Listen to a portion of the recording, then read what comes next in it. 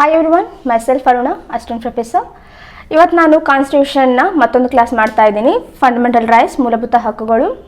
ನಾನು video start ಮಾಡೋಕ್ಕಿಂತ ಮುಂಚೆ ನೀವು ನನ್ನ ಚಾನಲ್ಗೆ ಸಬ್ಸ್ಕ್ರೈಬ್ ಮಾಡ್ಕೊಂಡಿಲ್ಲ ಅಂತಂದರೆ ಸಬ್ಸ್ಕ್ರೈಬ್ ಮಾಡ್ಕೊಳ್ಳಿ, ಜೊತೆಗೆ ಪಕ್ಕದಲ್ಲಿರುವಂತಹ ಬೆಲ್ ಐಕಾನನ್ನು ಕ್ಲಿಕ್ ಮಾಡಿ. ಮೂಲಭೂತ ಹಕ್ಕುಗಳು it's a very important concept. ನಿಮ್ಮ ಕಾಂಪಿಟೇಟಿವ್ ಎಕ್ಸಾಮ್ಸಲ್ಲಿ ಯಾವುದೇ ಕ್ವಶನ್ ಪೇಪರ್ ನೋಡಿ ಅಟ್ಲೀಸ್ಟ್ ಒಂದು ಕ್ವಶನ್ ಆದರೂ ಇದರಿಂದ ಬಂದಿರುತ್ತೆ ಮೂಲಭೂತ ಹಕ್ಕುಗಳಿಗೆ ಸಂಬಂಧಪಟ್ಟಂತೆ. ಆ್ಯಂಡ್ ದೆನ್ ಡಿಗ್ರಿ ಎಕ್ಸಾಮ್ಸಲ್ಲಿ ಮೂಲಭೂತ ಹಕ್ಕುಗಳ ಬಗ್ಗೆ ವಿವರಿಸಿ ಅಂತ ಹೇಳಿ ಕಾನ್ಸ್ಟಿಟ್ಯೂಷನ್ ಪೇಪರಲ್ಲಿ ಕೇಳ್ಬೋದು. ಸೊ ಎರಡನ್ನೂ ಬ್ಯಾಲೆನ್ಸ್ ಮಾಡ್ತಾ ಇವತ್ತು ನಾವು ಕ್ಲಾಸ್ ಮಾಡೋಣ. ಮೂಲಭೂತ ಹಕ್ಕುಗಳು, ಫಂಡಮೆಂಟಲ್ ರೈಟ್ಸ್ ಯಾಕೆ ನಮ್ಮ ಭಾರತದ ಸಂವಿಧಾನದಲ್ಲಿ ಅಳವಡಿಸ್ಕೊಂಡಿದ್ದೀವಿ?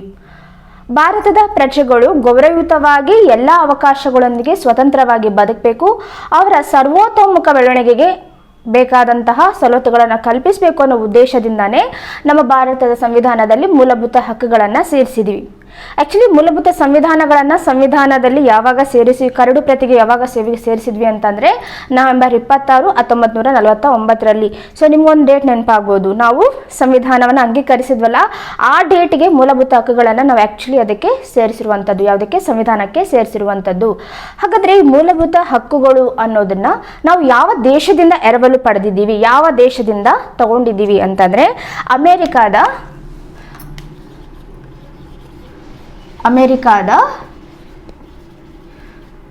Bill of rights. ಸೊ ನಿಮಗೆ ಕ್ವಶನ್ ಕೇಳ್ಬೋದು, ಭಾರತ ಸಂವಿಧಾನದ ಮೂಲಭೂತ ಹಕ್ಕುಗಳನ್ನು ಯಾವ ದೇಶದ ಸಂವಿಧಾನದಿಂದ ಪಡ್ಕೊಂಡಿದ್ದೀವಿ ಅಂತಂದ್ರೆ, ಯಾವ ಕಾನೂನಿಂದ ಪಡ್ಕೊಂಡಿದ್ದೀವಿ ಅಂತಂದರೆ ಅಮೆರಿಕ ಸಂವಿಧಾನದಿಂದ ಬಿಲ್ ಆಫ್ ರೈಟ್ಸಿಂದ ನಾವು ತಗೊಂಡಿದ್ದೀವಿ. ಸೊ ಎಲ್ಲಿಂದ ಅಡಾಪ್ಟ್ ಮಾಡ್ಕೊಂಡಿದ್ದೀವಿ ಅಂತ ನಿಮಗೆ ಗೊತ್ತಾಯಿತು. ಸೊ ನಮ್ಮ ಮೂಲಭೂತ ಹಕ್ಕುಗಳನ್ನು ನಾವೇನಂತ ಕರಿತೀವಿ ಅಂತಂದರೆ ಭಾರತದ ಮ್ಯಾಗ್ನಾ ಕಾರ್ಟಾ ಅಂತ ಹೇಳಿ ಕರಿತೀವಿ. ಭಾರತದ ಮ್ಯಾಗ್ನಾ ಕಾರ್ಟಾ ಅಂತ ಹೇಳಿ ಕರಿತೀವಿ. ಯಾಕೆ ಭಾರತದ ಮ್ಯಾಗ್ನಾ ಕಾರ್ಟಾ ಅಂತ ಮೂಲಭೂತ ಹಕ್ಕುಗಳನ್ನು ಕರಿತೀವಿ ಅಂತಂದರೆ, ಅಟ್ ದ ಟೈಮ್ ಆಫ್ 1215 ಇಂಗ್ಲೆಂಡ್ನ ರಾಜ ಚಾರ್ಲ್ಸ್ ರವರು 1215ರಲ್ಲಿ ಅವರ ಪ್ರಜೆಗಳಿಗೆ, ಆ ಟೈಮಲ್ಲಿ ಇದ್ದಂಥ ಅವರ ಪ್ರಜೆಗಳಿಗೆ ಕೆಲವೊಂದು ಹಕ್ಕುಗಳನ್ನು ಕೊಡ್ತಾರೆ. ಅದು ಬರವಣಿಗೆಯ ರೂಪದಲ್ಲಿ. ಆ ಬರವಣಿಗೆಯ ರೂಪದಲ್ಲಿರುವಂತಹ ಡಾಕ್ಯುಮೆಂಟ್ ಏನಂತ ಕರೀತಾರೆ ಅಂತಂದರೆ ಮ್ಯಾಗ್ನಾ ಕಾರ್ಟಾ ಅಂತ ಹೇಳಿ ಕರೀತಾರೆ. ಸೊ ಆ ಎಲ್ಲ ಹಕ್ಕುಗಳಿಗೆ ಏನಂತ ಕರೀತಾರೆ? ಮ್ಯಾಗ್ನಾ ಕಾರ್ಟಾ ಅಂತ ಹೇಳಿ ಕರೀತಾರೆ. ಸೊ ಹಕ್ಕುಗಳು ಫಸ್ಟ್ ಟೈಮ್ ಪ್ರಪಂಚದಲ್ಲಿ ಒಂದು ಹಕ್ಕುಗಳನ್ನು ಬರವಣಿಗೆ ರೂಪದಲ್ಲಿ ಯಾವುದಾದ್ರೂ ಇದೆ ಅಂತ ಅಂದರೆ ಅದು ಮ್ಯಾಗ್ನಾ ಕಾರ್ಟಾ. ಯಾವುದು ಮ್ಯಾಗ್ನಾ ಕಾರ್ಟಾ? ಇಂಗ್ಲೆಂಡ್ನ ಮ್ಯಾಗ್ನಾ ಕಾರ್ಟಾ. ಅದೇ ಫಸ್ಟ್ ಟೈಮ್ ತನ್ನ ಪ್ರಜೆಗಳಿಗೆ ಹಕ್ಕುಗಳನ್ನು ಬರವಣಿಗೆಯ ರೂಪದಲ್ಲಿ ಆ ಒಂದು ರಾಜ ಕೊಡ್ತಾನೆ. ಅದೇ ರೀತಿ ನಮ್ಮ ದೇಶದಲ್ಲೂ ಸಹ ಭಾರತದಲ್ಲಿರುವಂಥ ಪ್ರಜೆಗಳಿಗೆ ಕೆಲವೊಂದು ಹಕ್ಕುಗಳನ್ನು ನೀಡಬೇಕು ಅಂತ ಹೇಳಿ ಮೂಲಭೂತ ಹಕ್ಕುಗಳ ಕಾನ್ಸೆಪ್ಟನ್ನು ನಾವು ಅಡಾಪ್ಟ್ ಮಾಡ್ಕೊಂಡಿದ್ವಿ. ನಮ್ಮ ಭಾರತ ಸಂವಿಧಾನದಲ್ಲೂ ಸಹ ಇದೆ. ಹಾಗಾಗಿ ಈ ಒಂದು ಭಾರತದ ಸಂವಿಧಾನದ ಮೂಲಭೂತ ಹಕ್ಕುಗಳೇನಂತ ಕರಿತೀವಿ ಅಂತ ಅಂದರೆ ಭಾರತದ ಮ್ಯಾಗ್ನಾ ಕಾರ್ಟಾ ಅಂತ ಹೇಳಿ ಕರಿತೀವಿ. ಹಾಗಾದರೆ ಮೂಲಭೂತ ಹಕ್ಕುಗಳನ್ನು ಸಂವಿಧಾನದ ಯಾವ ಭಾಗದಲ್ಲಿ ನಾವು ಕಾಣ್ತೀವಿ ಅಂತಂದರೆ ಸಂವಿಧಾನದ 3ನೇ ಭಾಗ. ಸಂವಿಧಾನದ 3ನೇ ಭಾಗದಲ್ಲಿ. So very important. ಸಂವಿಧಾನದ ಯಾವ ಭಾಗದಲ್ಲಿ ಮೂಲಭೂತ ಹಕ್ಕುಗಳನ್ನು ನಾವು ನೋಡ್ತೀವಿ ಅಂತ ಅಂದರೆ ಸಂವಿಧಾನದ 3ನೇ ಭಾಗ. ಈ ಸಂವಿಧಾನದ 3ನೇ ಭಾಗದಲ್ಲಿ 12ರಿಂದ 35ನೇ ವಿಧಿಗಳವರೆಗೆ 12ರಿಂದ 35ನೇ ವಿಧಿಗಳವರೆಗೆ ನಾವು ಸಂವಿಧಾನದ ಒಂದು ಮೂಲಭೂತ ಹಕ್ಕುಗಳ ಬಗ್ಗೆ ನೋಡ್ತೀವಿ ಅಂತ ಹೇಳಬಹುದು. ಸೊ ನಾವು ಸಂವಿಧಾನದ ಮೂಲಭೂತ ಹಕ್ಕುಗಳನ್ನು ಇನ್ ಡೀಟೇಲ್ ನೋಡೋಕ್ಕಿಂತ ಮುಂಚೆ ಕೆಲವೊಂದು ವಿಧಿಗಳು ನಿಮ್ಮ ತಲೆಯಲ್ಲಿ ಉಳಿದಿರಲಿ. ನಾವು ಹೇಳಬೇಕಾದ್ರೆ ಈ ವಿಧಿ ಇದಕ್ಕೆ ಅಪ್ಲಿಕೇಬಲ್ ಆಗುತ್ತೆ, ಅಪ್ಲಿಕೇಬಲ್ ಆಗಲ್ಲ ಅಂತ ಹೇಳಿ ನಿಮ್ಗೆ ಗೊತ್ತಿರಲಿ ಅಂತ. ಸೊ ಈ ಮೂಲಭೂತ ಹಕ್ಕುಗಳನ್ನು ನಾವು ರದ್ದು ಮಾಡಬಹುದು, ಅಂದರೆ ಸರ್ಕಾರ ರದ್ದು ಮಾಡಬಹುದು, ಅಥವಾ ಕೆಲವೊಂದು ಟೈಮ್ ಅದನ್ನು ಅಮಾನತಿನಲ್ಲಿ ಇಡಬಹುದು. ಯಾವ ಟೈಮಲ್ಲಿ ಅಂತ ಅಂದರೆ ತುರ್ತು ಪರಿಸ್ಥಿತಿಯ ಸಂದರ್ಭದಲ್ಲಿ ಹೊರತುಪಡಿಸಿ ಬೇರೆ ಯಾವುದೇ ಸಂದರ್ಭದಲ್ಲಿ ಮೂಲಭೂತ ಹಕ್ಕುಗಳನ್ನು ಅಮಾನತಿನಲ್ಲಿ ಇಡಲು ಸಾಧ್ಯವಿಲ್ಲ. ಆಗ ನೆನ್ಪಿಟ್ಕೊಳ್ಳಿ, ತುರ್ತು ಪರಿಸ್ಥಿತಿ ಸಂದರ್ಭದಲ್ಲಿ ಮೂಲಭೂತ ಹಕ್ಕುಗಳನ್ನು ಅಮಾನತಿನಲ್ಲಿ ಇಡುತ್ತಾರೆ. ಯಾವ ವಿಧಿ ಇದನ್ನು ಹೇಳುತ್ತೆ ಅಂದರೆ 359ನೇ ವಿಧಿ. 359ನೇ ವಿಧಿ ಏನು ಹೇಳುತ್ತೆ ಅಂತಂದರೆ, ತುರ್ತು ಪರಿಸ್ಥಿತಿಯನ್ನು ಹೊರತುಪಡಿಸಿ ಯಾವುದೇ ಸಂದರ್ಭದಲ್ಲಿಯೂ ಸಹ ನಾವು ಮೂಲಭೂತ ಹಕ್ಕುಗಳನ್ನು ಅಮಾನತಿನಲ್ಲಿಡುವುದಾಗಲಿ ರದ್ದು ಮಾಡುವುದನ್ನಾಗಲಿ ಮಾಡಬಾರ್ದು ಅಂತ ಹೇಳುತ್ತೆ. ಇದನ್ನು ನೀವು ನೆನ್ಪಿಟ್ಕೋಬೇಕು. 359ನೇ ವಿಧಿ. ಇನ್ನೊಂದು ಏನು ಹೇಳುತ್ತೆ ಅಂತಂದರೆ 15, 16, 19 29, 30. 15, 16, 19, 29, 30 ಈ ವಿಧಿಗಳು ಏನಿದೆ, ಈ ವಿಧಿಗಳು ವಿದೇಶಿಯರಿಗೆ ಅನ್ವಯಿಸೋದಿಲ್ಲ. ಈ ವಿಧಿಗಳು ವಿದೇಶಿಯರಿಗೆ ಅನ್ವಯಿಸೋದಿಲ್ಲ. ಈ ಹಕ್ಕುಗಳನ್ನು ನಾವು ವಿದೇಶಿಯರಿಗೆ ನೀಡಿಲ್ಲ. ಹಾಗಾದ್ರೆ ನಾವು ವಿದೇಶಿಯರಿಗೂ ಹಕ್ಕುಗಳನ್ನು ನೀಡಿದೀವ ಅಂತಂದ್ರೆ ಅಫ್ಕೋರ್ಸ್ ಭಾರತದಲ್ಲಿ ವಾಸಿಸುವಂತ ಎಲ್ಲಾ ಪ್ರಜೆಗಳು, ವಿದೇಶಿಯರಿರ್ಬೋದು ಭಾರತೀಯರಿರ್ಬೋದು, ಎಲ್ಲರೂ ಸಹ ಹಕ್ಕುಗಳನ್ನು ನೀಡಿದೀವಿ. ಆದ್ರೆ 15, 16, 19, 29, 30 ಈ ವಿಧಿಗಳನ್ನ ವಿದೇಶಿಯರಿಗೆ ನಾವು ನೀಡಿಲ್ಲ. ಈ ಹಕ್ಕುಗಳು ಅವರಿಗೆ ಇರುವುದಿಲ್ಲ. ಇನ್ನೊಂದು ಇಂಪಾರ್ಟೆಂಟ್, ತುರ್ತು ಪರಿಸ್ಥಿತಿಯ ಸಂದರ್ಭದಲ್ಲಿ ನಾನು ಮೂಲಭೂತ ಹಕ್ಕುಗಳನ್ನು ನಾವೇನ್ ಮಾಡ್ತೀವಿ ಅಂತಂದ್ರೆ ರದ್ದು ಮಾಡ್ತಾರೆ ಸರ್ಕಾರ ಅಂತ ಹೇಳಿದ್ವಲ್ಲ, ಆದ್ರೂ ಸಹ 1-2 ವಿಧಿಗಳು ಆ ಟೈಮಲ್ಲೂ ಸಹ ರದ್ದತಿ ಆಗೋದಿಲ್ಲ. ಯಾವುದು ಅಂತಂದ್ರೆ 20 ಮತ್ತು 21ನೇ ವಿಧಿ. ನೆನ್ಪಿಟ್ಕೊಳ್ಳಿ, 20 ಮತ್ತು 21ನೇ ವಿಧಿಗಳೇನಿದೆ ಇವು ತುರ್ತು ಪರಿಸ್ಥಿತಿಯ ಸಂದರ್ಭದಲ್ಲೂ ಸಹ ರದ್ದಾಗುವುದಿಲ್ಲ. ಕ್ವಶನ್ ಕೇಳ್ಬೋದು, ತುರ್ತು ಪರಿಸ್ಥಿತಿಯ ಸಂದರ್ಭದಲ್ಲಿ ರದ್ದಾಗದೇ ಇರುವಂತಹ ಹಕ್ಕುಗಳು ಯಾವುವು ಅಂತಂದ್ರೆ 20 ಮತ್ತು 21ನೇ ವಿಧಿ. ವಿದೇಶಿಯರಿಗೆ ನೀಡಲಾಗದೇ ಇರುವಂತಹ ಹಕ್ಕುಗಳು ಯಾವುವು ಅಂತಂದ್ರೆ 15, 16, 19, 29, 30. ಯಾವ ವಿಧಿ ಅನ್ವಯ ನಾವು ಸಂವಿಧಾನದ ಮೂಲಭೂತ ಹಕ್ಕುಗಳನ್ನು ತುರ್ತು ಪರಿಸ್ಥಿತಿಯಲ್ಲಿ ಮಾತ್ರ ರದ್ದು ಮಾಡಬಹುದು ಅಥವಾ ಅಮಾನತಿನಲ್ಲಿ ಇಡಬಹುದು ಅಂತ ಹೇಳುತ್ತೆ ಅಂತಂದ್ರೆ 359 ವಿಧಿ. ಸೊ ಇಷ್ಟು ನಾವು ಸಂವಿಧಾನ ಇನ್ ಡೀಟೇಲ್ ನೋಡೋಕ್ಕಿಂತ ಮುಂಚೆ ಇಷ್ಟು ಅಂಶಗಳನ್ನು ನೀವು ನೆನ್ಪಿಟ್ಕೋಬೇಕಾಗತ್ತೆ. ಸೊ ಇವಾಗ ನಾವು ಮೂಲಭೂತ ಹಕ್ಕುಗಳನ್ನು ಒಂದಾದ ನಂತರ ಒಂದು ನೋಡೋಣ. ಮೂಲಭೂತ ಹಕ್ಕುಗಳನ್ನು ನಾವು 12ನೇ ವಿಧಿಯಿಂದ 35ನೇ ವಿಧಿಗಳವರೆಗೆ ನೋಡ್ತೀವಲ್ವಪ್ಪ. ಸೊ ಇಲ್ಲಿ 12ನೇ ವಿಧಿ ಏನು ಹೇಳುತ್ತೆ ಅಂತ ಹೇಳಿ ಫಸ್ಟ್ ನೀವು ತಿಳ್ಕೊಬೇಕಾಗತ್ತೆ. 12ನೇ ವಿಧಿ ಏನು ಹೇಳುತ್ತೆ ಅಂತಂದ್ರೆ ರಾಜ್ಯದ ಬಗ್ಗೆ ತಿಳಿಸುತ್ತೆ. ಸೊ ಇಲ್ಲಿ ನಿಮ್ಗೊಂದು ಡೌಟ್ ಬರ್ಬೋದು, ಮೂಲಭೂತ ಹಕ್ಕುಗಳಲ್ಲಿ ಯಾಕೆ ರಾಜ್ಯದ ಬಗ್ಗೆ ವಿವರಿಸ್ತಾ ಇದ್ದಾರೆ ಅಂತ ಹೇಳಿ. ಈ ಮೂಲಭೂತ ಹಕ್ಕುಗಳು ಏನಿದೆ ಇವುಗಳನ್ನ ವಿವರಿಸುವಂತ ಸಂದರ್ಭದಲ್ಲಿ ಸಂವಿಧಾನದಲ್ಲಿ ಅಲ್ಲಲ್ಲಿ ರಾಜ್ಯ ಅನ್ನೋ ಪದವನ್ನ ಬಳಸಿದ್ದಾರೆ. ಈ ಮೂಲಭೂತ ಹಕ್ಕುಗಳಿಗೆ ಸಂಬಂಧಪಟ್ಟಂತೆ ಆ ರಾಜ್ಯ ಯಾವ ಅರ್ಥವನ್ನ ನೀಡ್ತಾ ಇದೆ ಅಂತ ಹೇಳಿ ತಿಳ್ಕೊಬೇಕಾಗತ್ತಲ್ವಾ. ಸೊ ಹಾಗಾಗಿ ಮೂಲಭೂತ ಹಕ್ಕುಗಳಲ್ಲಿ ಬರುವಂತಹ ರಾಜ್ಯ ಅನ್ನೋ ಪದ ಯಾವ ಅರ್ಥವನ್ನ ನೀಡ್ತಾ ಇದೆ ಅನ್ನೋ ಉದ್ದೇಶಕ್ಕೋಸ್ಕರ 12ನೇ ವಿಧಿ ರಾಜ್ಯದ ಬಗ್ಗೆ ಎಕ್ಸ್ಪ್ಲೇನ್ ಮಾಡ್ತಾ ಇದೆ. ಸೊ ಇಲ್ಲಿ ರಾಜ್ಯ ಅಂದ್ರೆ ಏನೇನು ಅಂತಂದ್ರೆ ಕೇಂದ್ರ ಸರ್ಕಾರ, ಸಂಸತ್ತು, ರಾಜ್ಯ ಸರ್ಕಾರ, ರಾಜ್ಯ ಶಾಸಕಾಂಗ ಮತ್ತು ಕೇಂದ್ರ ಸರ್ಕಾರದ ಅಧೀನದಲ್ಲಿ ಬರುವಂತಹ ಸಾರ್ವಜನಿಕ ಪ್ರಾಧಿಕಾರಗಳು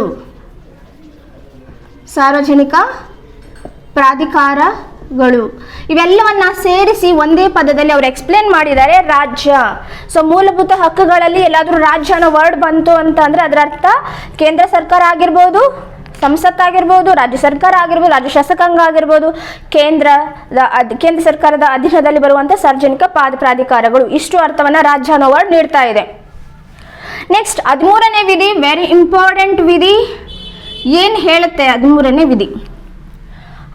ವಿಧಿ ಏನ್ ಹೇಳುತ್ತೆ ಅಂತಂದ್ರೆ ಕೇಂದ್ರ ಸರ್ಕಾರವಾಗಲಿ ರಾಜ್ಯ ಸರ್ಕಾರವಾಗಲಿ ಮೂಲಭೂತ ಹಕ್ಕುಗಳನ್ನ ಮೊಟಕುಗೊಳಿಸುವಂತಹ ಯಾವುದೇ ಕಾನೂನುಗಳನ್ನ ರಚನೆ ಮಾಡುವಂತಿಲ್ಲ. ಕೇಂದ್ರ ಸರ್ಕಾರ ಅಥವಾ ರಾಜ್ಯ ಸರ್ಕಾರ ಮೂಲಭೂತ ಹಕ್ಕುಗಳನ್ನ ಮೊಟಕುಗೊಳಿಸುವ ರೀತಿಯಲ್ಲಿ ಯಾವುದೇ ಕಾನೂನನ್ನ ಮಾಡಬಾರ್ದು ಅಂತ ಹೇಳಿ 13ನೇ ವಿಧಿ ಹೇಳುತ್ತೆ. ಹಾಗಾದ್ರೆ ನಾವು ಮೂಲಭೂತ ಹಕ್ಕುಗಳಿಗೆ ಯಾವುದೇ ತಿದ್ದುಪಡಿ ತಂದಿದೀವಿ. ಸೊ ಅಲ್ಲಿ ಹೇಳಿದ್ರು ಸಹ ನಾವು ಯಾಕೆ ತಂದಿದ್ವಿ ಅಂತಂದ್ರೆ ಅಟ್ ದ ಟೈಮ್ ಆಫ್ 1973 1973ರಲ್ಲಿ ಕೇಶವಾನಂದ ಭಾರತಿ ವರ್ಸಸ್ ಕೇರಳ ಸ್ಟೇಟ್ ಕೇಸಲ್ಲಿ, ಕೇಶವಾನಂದ ಭಾರತಿ ಮತ್ತು ವರ್ಸಸ್ ಕೇರಳ ಸ್ಟೇಟ್ ಕೇಸಲ್ಲಿ ಸುಪ್ರೀಂ ಕೋರ್ಟ್ ಏನ್ ಹೇಳುತ್ತೆ ಅಂದ್ರೆ ಮೂಲ ಸಂವಿಧಾನಕ್ಕೆ ಧಕ್ಕೆ ಆಗದ ರೀತಿಯಲ್ಲಿ ತಿದ್ದುಪಡಿ ಮಾಡಬಹುದು ಅಂತ ಹೇಳಿದ್ರಿಂದ ಏನಾಯ್ತು, ನಾವು ಸಹ ಮೂಲಭೂತ ಹಕ್ಕುಗಳಿಗೆ ಕೆಲವೊಂದು ತಿದ್ದುಪಡಿಗಳನ್ನ ಮಾಡಿದೀವಿ. ಆ ತಿದ್ದುಪಡಿಗಳನ್ನ ನಾನು ಹಕ್ಕುಗಳು ಬಂದಂತ ಸಂದರ್ಭದಲ್ಲಿ ಹೇಳ್ತಾ ಹೋಗ್ತಿರ್ತೀನಿ. ಸೊ 13ನೇ ವಿಧಿ ನೆನ್ಪಿಟ್ಕೊಳ್ಳಿ. 12ನೇ ವಿಧಿ ಏನ್ ಹೇಳುತ್ತೆ. ನೆಕ್ಸ್ಟ್ ಇವಾಗ ನಾವು ಹಕ್ಕುಗಳಿಗೆ ಹೋಗೋಣ. ದ ಫಸ್ಟ್ ಹಕ್ಕು ಯಾವುದು ಅಂತಂದ್ರೆ ಸಮಾನತೆಯ ಹಕ್ಕು.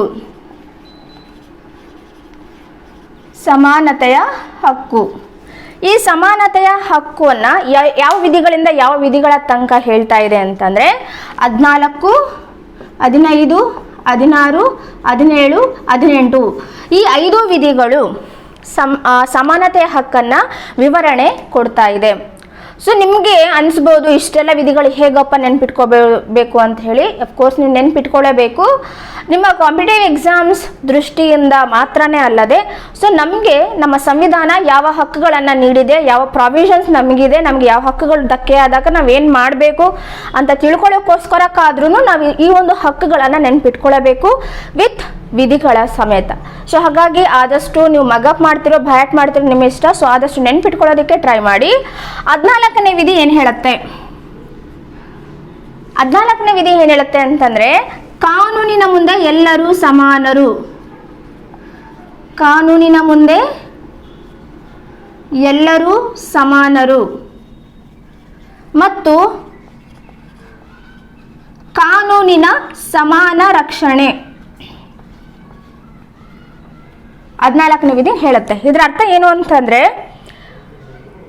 ಆ ಒಂದು ದೇಶದಲ್ಲಿರುವಂಥ ವ್ಯಕ್ತಿ ಬಡವನಾಗಿರಲಿ, ಶ್ರೀಮಂತರು, ಯಾವುದೇ ಜಾತಿ ಆಗಿರಲಿ, ಧರ್ಮ ಆಗಿರಲಿ, ಯಾವುದೇ ಆಗಿರಲಿ, ಆತನು ಕಾನೂನಿನ ಮುಂದೆ ಸಮಾನನಾಗಿರುತ್ತಾನೆ. ಅದೇ ರೀತಿ ಆತ ಬಡವ ಶ್ರೀಮಂತ ಏನೇ ಆಗಿರಲಿ ಕಾನೂನು ಆತನಿಗೆ ಸಮಾನ ರಕ್ಷಣೆ ನೀಡುತ್ತೆ ಅಂತ ಹೇಳುತ್ತೆ. ಇದು ಸಹ ವಿದೇಶಿಯರಿಗೂ ಸಹ ಇರುತ್ತೆ. ಹಾಗಾದ್ರೆ ಒಂದು ಕ್ವಶನ್ ಕೇಳ್ಬೋದು ನನಗೆ, ರಾಷ್ಟ್ರಪತಿಯವರು ಸಹ ಕಾನೂನಿನ ಸಮಾನರ? ಸೊ ಅವರೇನು ತಪ್ಪು ಮಾಡಿದ ತಕ್ಷಣ ಇಮಿಡಿಯೇಟ್ಲಿ ಹೋಗಿ ಅರೆಸ್ಟ್ ಮಾಡ್ತಾರಾ? ಇಲ್ಲ. ರಾಷ್ಟ್ರಪತಿ ಅವರಿಗೆ ಮತ್ತು ಉನ್ನತ ಹುದ್ದೆಗಳಿರುವಂತಹವರಿಗೆ ಕೆಲವೊಂದು ಪ್ರಾವಿಷನ್ಸ್ ಇದೆ. ಇದು ಆಲ್ಮೋಸ್ಟ್ ಅಪ್ಲಿಕೇಬಲ್ ಆಗಲ್ಲ, ಬಿಕಾಸ್ ಅವರು ಉನ್ನತ ಹುದ್ದೆಯಲ್ಲಿರೋದ್ರಿಂದ ಅವ್ರದ್ದು ಬೇರೆ ಆದಂತಹ ಪ್ರೊಸೀಜರ್ಸ್, ಅರೆಸ್ಟಿಂಗ್ ಪ್ರೊಸೀಜರ್ಸ್ ಇರುತ್ತೆ. ಸೊ ಹಾಗಾಗಿ ಕಾನೂನಿನ ಮುಂದೆ ಎಲ್ಲರೂ ಸಮಾನರು ಮತ್ತು ಕಾನೂನು ಎಲ್ಲರಿಗೂ ರಕ್ಷಣೆಯನ್ನು ಒದಗಿಸಿ ಸಮಾನ ರಕ್ಷಣೆ ನೀಡುತ್ತೆ ಅಂತ ಹೇಳಿ 14ನೇ ವಿಧಿ ಹೇಳುತ್ತೆ. 15ನೇ ವಿಧಿ ವೆರಿ ಇಂಪಾರ್ಟೆಂಟ್ ವಿಧಿ. 15ನೇ ವಿಧಿ ಹೇಳುತ್ತೆ ಅಂತಂದ್ರೆ, ತಾರತಮ್ಯ ನಿಷೇಧ ಮಾಡುತ್ತೆ. ತಾರತಮ್ಯ ನಿಷೇಧ ಮಾಡುತ್ತೆ. ಯಾವ ರೀತಿ ತಾರತಮ್ಯ? ಯಾವುದೇ ವ್ಯಕ್ತಿಯ ಜಾತಿ, ಲಿಂಗ, ಧರ್ಮ, ಜನಾಂಗ ಇವುಗಳ ಆಧಾರದ ಮೇಲೆ ಅವರನ್ನು ತಾರತಮ್ಯ ಮಾಡಬಾರ್ದು. ಯಾವುದೇ ಸಾರ್ವಜನಿಕ ಸಂಸ್ಥೆಗಳಾಗಿರಲಿ, ರಾಜ್ಯ ಆಗಿರಲಿ ಅಥವಾ ಯಾರೇ ಆಗಿರಲಿ, ವ್ಯಕ್ತಿಯನ್ನ ತಾರತಮ್ಯ ಮಾಡಬಾರ್ದು. ಜಾತಿ, ಜನಾಂಗ, ಧರ್ಮದ, ಲಿಂಗ ಆಧಾರದ ಮೇಲೆ ತಾರತಮ್ಯ ಮಾಡಬಾರ್ದು ಅಂತ ಹೇಳಿ ಈ ಒಂದು ವಿಧಿ ಹೇಳುತ್ತೆ. ನೆಕ್ಸ್ಟು 16ನೇ ವಿಧಿ, ಸಾರ್ವಜನಿಕ ಹುದ್ದೆಗಳು ದಟ್ಸ್ ಮೀನ್ ಸರ್ಕಾರದ ಹುದ್ದೆಗಳನ್ನು ಪಡೆಯಲು ಎಲ್ಲರಿಗೂ ಅವಕಾಶ. ಯಾವುದೇ ವ್ಯಕ್ತಿ ಭಾರತೀಯ, ಎಕ್ಸಾಕ್ಟ್ಲಿ ಹೇಳ್ತಿದ್ದೀನಿ ನಾನು, ಭಾರತೀಯರು ವಿದೇಶಿಯರಿಗೆ ಈ ಒಂದು ಇದು ಅಪ್ಲಿಕೇಬಲ್ ಆಗಲ್ಲ. ನಾನು ಫಸ್ಟೇ ಹೇಳಿದ್ನಲ್ವ, ಇದು ಅಪ್ಲಿಕೇಬಲ್ ಆಗಲ್ಲ. ಭಾರತೀಯರು, ಭಾರತದಲ್ಲಿ ವಾಸಿಸುವಂತಹ ನಾಗರಿಕರು ಸರ್ಕಾರದ ಯಾವುದೇ ಹುದ್ದೆಯನ್ನು ಪಡೆಯಲು ಅವಕಾಶವನ್ನು ಕಲ್ಪಿಸಿಕೊಡಲಾಗಿದೆ. ಅಲ್ಲಿ ತಾರತಮ್ಯ ಮಾಡುವಂತೆ ಇಲ್ಲ. ಹಾಗಾದ್ರೆ ನೀವು ರಿಸರ್ವೇಷನ್ಸ್ ಅಂತ ಹೇಳ್ತೀರಾ ಮೇಡಮ್, ರಿಸರ್ವೇಷನ್ಸ್ ಕೊಟ್ಟು ಅವರವ್ರ ರಿಸರ್ವೇಷನ್ಸ್ ಇರುತ್ತೆ ಜಾತಿ ಆಧಾರದಲ್ಲಿ. ಸೊ ಅದನ್ನು ಹಿಂದುಳಿದ ವರ್ಗಗಳನ್ನು ಮೇಲೆತ್ತುವಂಥ ಉದ್ದೇಶದಿಂದ ಅವುಗಳನ್ನು ಕೊಡಲಾಗಿದೆ. ಬಟ್ ಆದರೂ ಸಹ ಇದು ಸಾರ್ವಜನಿಕ ಹುದ್ದೆಗಳನ್ನು ಯಾರಾದರೂ ಪಡೆಯಬಹುದು. ನೆಕ್ಸ್ಟ್ 17ನೇ ವಿಧಿ, ಅಸ್ಪೃಶ್ಯತಾ ನಿಷೇಧ. ಅಸ್ಪೃಶ್ಯತಾ ಆಚರಣೆ ನಿಷೇಧ. ಏನಿದೆ ಅಸ್ಪೃಶ್ಯತೆ ಅಂತ ಅಂದರೆ ಮೇಲ್ಜಾತಿಯ ಒಂದು ಅಥವಾ ಮೇಲ್ಜಾತಿಯವರು ಕೆಳಗಿನ ಕೆಲವೊಂದು ಕಮ್ಯುನಿಟೀಸನ್ನು ಮುಟ್ಟುವುದು ಅಪರಾಧ ಅಂತ ಹೇಳುವಂತಿರುತ್ತಲ್ಲ, ಅದನ್ನು ಅಸ್ಪೃಶ್ಯತೆ ಅಂತ ಹೇಳಲಾಗುತ್ತೆ. ಆ ಅಸ್ಪೃಶ್ಯತೆ ಆಚರಣೆ ಮಾಡಿದ್ದೇ ಆಗಿದ್ದಲ್ಲಿ ಅದು ಕಾನೂನಾತ್ಮಕವಾಗಿ ಶಿಕ್ಷೆಗೆ ಅರ್ಹವಾಗಿರುತ್ತೆ. ಸೊ ಹಾಗಾಗಿ ಅಸ್ಪೃಶ್ಯತೆ ಆಚರಣೆಯನ್ನು ನಿಷೇಧ ಮಾಡಿದೆ. ಆಫ್ಟರ್ ದ್ಯಾಟ್ 1976ರಲ್ಲಿ ಇಂದಿರಾ ಗಾಂಧಿಯವರ ಸರ್ಕಾರ ಅಸ್ಪೃಶ್ಯತಾ ನಿಷೇಧ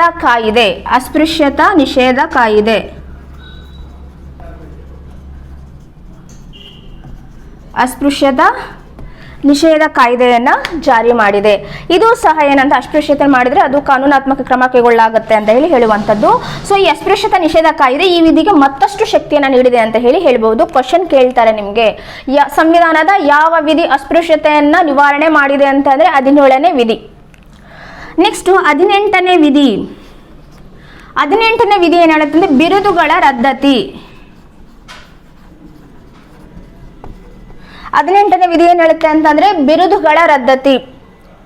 ರಾಜ, ಮಹಾರಾಜ, ರಾಜ್ ಬಹದ್ದೂರ್, ರಾವ್ ಬಹದ್ದೂರ್ ಅಂತ ಸಾಮ್ರಾಟ್ ಅಂತ ಇಟ್ಕೊಂತಿದ್ರಲ್ಲ ಹೆಸರಿನ ಮುಂದೆ, ಅವುಗಳನ್ನು ರದ್ದತಿ ಮಾಡುತ್ತೆ. ಬಿಕಾಸ್ ಎಲ್ಲ ಜನರು ಈಕ್ವಲ್ ಆಗಿರಬೇಕು ಅನ್ನೋ ಉದ್ದೇಶದಿಂದ ರದ್ದತಿ ಮಾಡುತ್ತೆ. ಸೊ ಯಾವ ವಿಧಿ? 18ನೇ ವಿಧಿ. ಇದು ಸಹ ಈ ಮೂಲಭೂತ ಹಕ್ಕುಗಳಲ್ಲಿ ಯಾವ ಹಕ್ಕು ಬಿಟ್ಟರೂ ಸಹ ನಮಗೆ ಕಾಂಪಿಟೇಟಿವ್ ಎಕ್ಸಾಮ್ಸ್ ಅಲ್ಲಿ ಒಂದು ಮಾರ್ಕ್ಸ್ ಹೋಯ್ತು ಅಂತಾನೆ ಅರ್ಥ. ಸೊ ಯಾವ್ದು ಇಂಪಾರ್ಟೆಂಟ್ ಅಲ್ಲ ಅಂತ ನಾನು ಹೇಳಲಿಕ್ಕೆ ಸಾಧ್ಯನೇ ಆಗೋದಿಲ್ಲ. ಸೊ ಎವ್ರಿ ವಿಧಿ ಇಂಪಾರ್ಟೆಂಟ್. ಬಿರುದುಗಳಿಗೆ ಸಂಬಂಧಪಟ್ಟಂತೆ ಕ್ವಶನ್ ರೈಸ್ ಆಗಿದೆ, ಬೇಕಾದ್ರೆ ನೀವು ಕ್ವಶನ್ ಪೇಪರ್ಸ್ನ ತೆಗೆದು ನೋಡಿದ್ರೆ ಒಂದು ಕ್ವಶನ್ ಸಿಗುತ್ತೆ.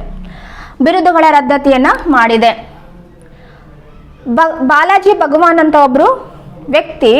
ಹಾಗಾದ್ರೆ ಭಾರತ ಸರ್ಕಾರ ಭಾರತ ರತ್ನ ಅಂತ ಹೇಳಿ ಪದ್ಮಶ್ರೀ, ಪದ್ಮಭೂಷಣ, ಪದ್ಮವಿಭೂಷಣ ಅಂತ ಹೇಳಿ ಹೆಸರುಗಳನ್ನ ಕೊಡುತ್ತಲ್ವಾ, ಅದು ಬಿರುದುಗಳು ಹೌದಾ ಅಲ್ವಾ?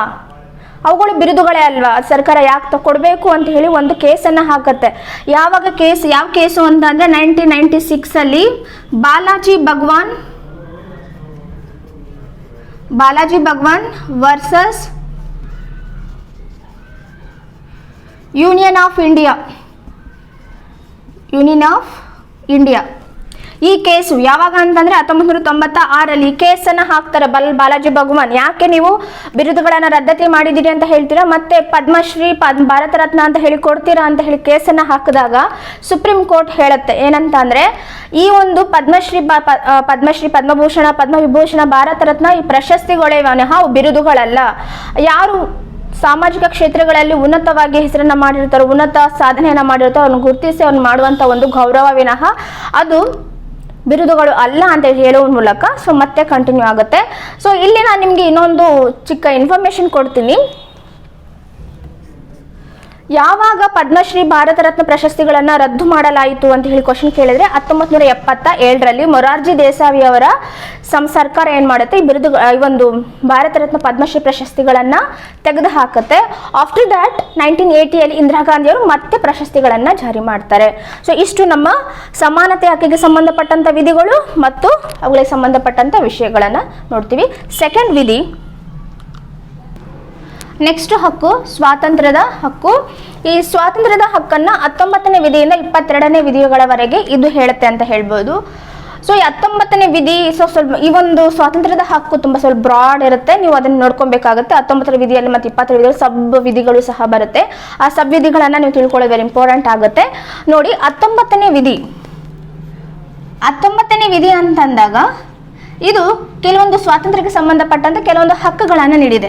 19A, B, C, D, E, F, G ಇಷ್ಟು ಹಕ್ಕುಗಳಿದೆ. 19ರಲ್ಲಿ ಸಬ್ ವಿಧಿಗಳು ಅಂತ ಹೇಳಿ ಇವೆಲ್ಲ ವಿಧಿಗಳು ಇದೆ. ಏನೇನು ಹೇಳುತ್ತೆ? 19A ವಿಧಿ ಏನು ಹೇಳುತ್ತೆ ಅಂತಂದ್ರೆ, ವ್ಯಕ್ತಿಗೆ ಒಂದು ಹಕ್ಕನ್ನು ನೀಡಿದೆ, ವಾಕ್ ಮತ್ತು ಅಭಿವ್ಯಕ್ತಿ ಸ್ವಾತಂತ್ರ್ಯ. ವಾಕ್ ಮತ್ತು ಅಭಿವ್ಯಕ್ತಿ ಸ್ವಾತಂತ್ರ್ಯ.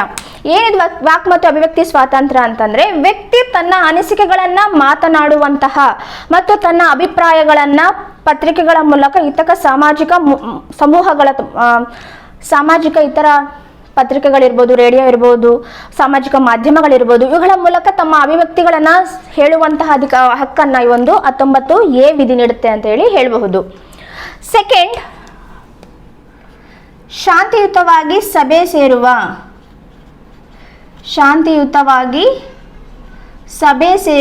ಹಕ್ಕು.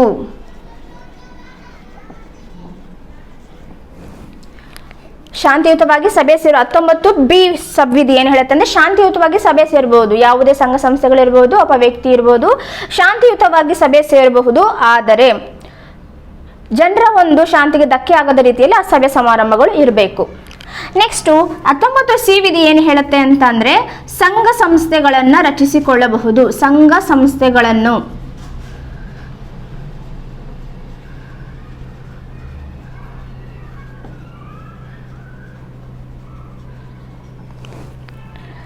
ಸಂಸ್ಥೆಗಳನ್ನು ರಚಿಸಿಕೊಳ್ಳಬಹುದು. ಆದರೆ ಒಂದು ಅಂಶವನ್ನು ನೆನಪಿಟ್ಕೋಬೇಕು, ಆ ಸಂಘ ಸಂಸ್ಥೆ ಏನಿದೆ ಅದು ಯಾವುದೇ ರೀತಿಯಾದಂತಹ ದೇಶದ ವಿರುದ್ಧದ ಸಂಸ್ಥೆಗಳು ಆಗಿರಬಾರದು. ಸಂಘ ಸಂಸ್ಥೆಗಳನ್ನು ಯಾರಾದರೂ ರಚನೆ ಮಾಡ್ಕೋಬಹುದು.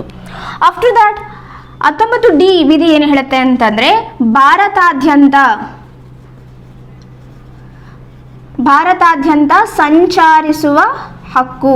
ಒಬ್ಬ ವ್ಯಕ್ತಿ ಭಾರತದ ಯಾವುದೇ ಭಾಗದಿಂದ ಇನ್ನೊಂದು ಭಾಗದಕ್ಕೆ ಆರಾಮಾಗಿ ಸಂಚರಿಸಬಹುದು. ಆಫ್ಟರ್ ದ್ಯಾಟ್ ಭಾರತಾದ್ಯಂತ ಸಂಚರಿಸುವ ಹಕ್ಕು ಆದಮೇಲೆ ಭಾರತದ ಯಾವುದೇ ಭಾಗದಲ್ಲಿ ನೆಲೆಸುವ ಹಕ್ಕು. ಭಾರತದ ಯಾವುದೇ ಭಾಗದಲ್ಲಿ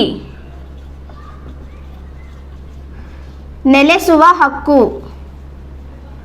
ಸೊ ನಾವು ಎಲ್ಲಿದ್ರೂ ಸಹ ನಮ್ಮ ಭಾರತದಲ್ಲಿ ಯಾವುದೇ ಭಾಗದಲ್ಲಿ ಹೋಗಿ ನಾವು ನೆಲೆಸುವಂಥ ಹಕ್ಕು ನಮಗಿದೆ. ಈ ಎಫ್ ಅಂತ ಬಂದಾಗ ಈ ಎಫ್ ವಿಧಿಯನ್ನು ತೆಗೆದು ಹಾಕಲಾಗಿದೆ. ಏನಿತ್ತು ಅಂತಂದರೆ ಇಲ್ಲಿ ಆಸ್ತಿಯನ್ನು ಹೊಂದುವ ಹಕ್ಕು, ಆಸ್ತಿಯನ್ನು ಹೊಂದುವ ಹಕ್ಕು ಅಂತ ಇತ್ತು. ಈ ಹಕ್ಕನ್ನು ತೆಗೆದು ಹಾಕಲಾಗಿದೆ. ಯಾವಾಗ ತೆಗೆದು ಹಾಕಲಾಯಿತು ಅಂತಂದರೆ 1978ರಲ್ಲಿ 44ನೇ ತಿದ್ದುಪಡಿಯ ಮೂಲಕ 44ನೇ ತಿದ್ದುಪಡಿಯ ಮೂಲಕ ಇದನ್ನು ತೆಗೆದು ಹಾಕಲಾಗಿದೆ. ಸೊ ಹಾಗಾಗಿ ಈ ಒಂದು ವಿಧಿ ಅನ್ನೋದು ಇಲ್ಲ. ನೆಕ್ಸ್ಟ್ ವಿಧಿ ಜಿ ವಿಧಿ. ಈ ವಿಧಿಯ ಪ್ರಕಾರ ಏನು ಅಂತಂದರೆ ಯಾವುದೇ ಕಸುಬನ್ನು ಮಾಡುವ ಹಕ್ಕು, ಯಾವುದೇ ಕಸುಬನ್ನು ಮಾಡುವ ಹಕ್ಕು. ಸೊ ಇಷ್ಟು ಹಕ್ಕುಗಳನ್ನು 19A ವಿಧಿ ನೀಡಿದೆ. ಸೊ ಇದು ನೆನ್ಪಿಟ್ಕೊಳ್ಳೋದು ತುಂಬ ಕಷ್ಟ ಆಗುತ್ತಲ್ಲ, ಒಂದು ಟ್ರಿಕ್ಸ್ ಹೇಳ್ಕೊಡ್ತೀನಿ ನೋಡಿ. ಏನು ಅಂತಂದರೆ ಒಬ್ಬ ವ್ಯಕ್ತಿ ಮಾತಾಡಿ ಶಾಂತಿಯುತವಾಗಿ ಸಭೆ ಸೇರ್ತಾನೆ. ಶಾಂತಿಯುತವಾಗಿ ಸಭೆ ಸೇರಿ ಏನನ್ನು ಡಿಸೈಡ್ ಮಾಡ್ಕೊಳ್ತಾನೆ ಅಂತಂದರೆ ಸಂಘ ಸಂಸ್ಥೆಗಳನ್ನು ರಚಿಸ್ಕೋಬೇಕು. ಸಂಘ ಸಂಸ್ಥೆಗಳನ್ನು ರಚಿಸ್ಕೊಂಡಾದ್ಮೇಲೆ ಅದ್ರ ಬಗ್ಗೆ ಪ್ರಚಾರ ಮಾಡಬೇಕಲ್ವಾ. ಆಗ ಪ್ರಚಾರ ಮಾಡೋಕ್ಕೆಲ್ಲ ಅಂತ ಏನು ಮಾಡ್ತಾನೆ, ಭಾರತಾದ್ಯಂತ ಸಂಚಾರ ಮಾಡ್ತಾನೆ. ಭಾರತಾದ್ಯಂತ ಸಂಚಾರ ಮಾಡಿ ಏನಾಗುತ್ತೆ, ಸಾಕಾಗುತ್ತಲ್ವಾ. ಸೊ ಅದಕ್ಕೆ ಅವನು ಸಾಕಾಗಿದೆ ಅಂತ ಹೇಳಿ ಒಂದು ಕಡೆ ನೆಲೆಸ್ತಾನೆ.